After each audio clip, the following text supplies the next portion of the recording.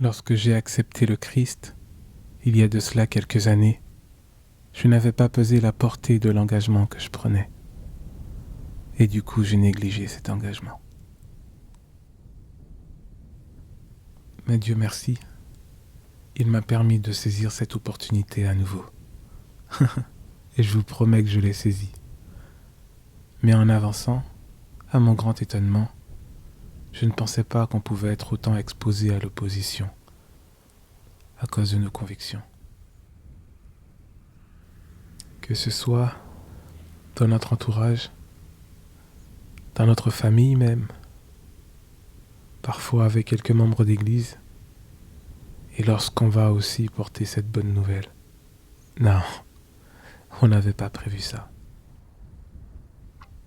Mais en regardant de plus près, le maître nous l'avait dit que ça arriverait.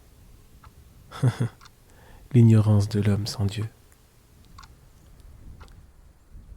Et lorsque j'ai réalisé la grandeur du sacrifice que Christ avait fait pour moi, ainsi que la vie qu'avaient dû vivre mes frères, les apôtres et les prophètes pour avoir fait ce choix, et tout ce qu'ils avaient dû subir pour amener cet évangile jusqu'à nous, alors est née en moi cette fierté.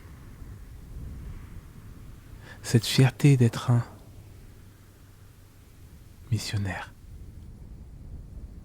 Un missionnaire pour Christ. Et dès lors, j'ai relevé la tête et repris ma route, avec ce désir toujours plus grand de pouvoir sonder les Écritures, afin d'y trouver des vérités. Et aussi de mettre ma vie en accord avec ces vérités, afin que mon témoignage puisse être vrai. Et partager ce témoignage avec le plus grand nombre, avec ceux qui voudront bien l'écouter. Oh, te ressembler, Jésus, c'est mon espoir suprême. Et comme toi, mon objectif est d'arracher au moins une âme de la mort.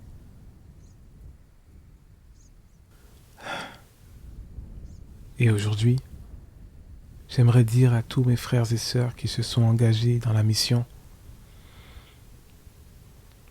que la délivrance est proche et qu'il faut s'armer de courage et de persévérance.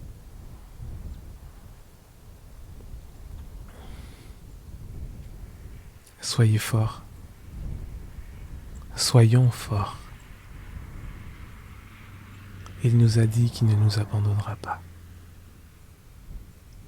Soyons tous des missionnaires.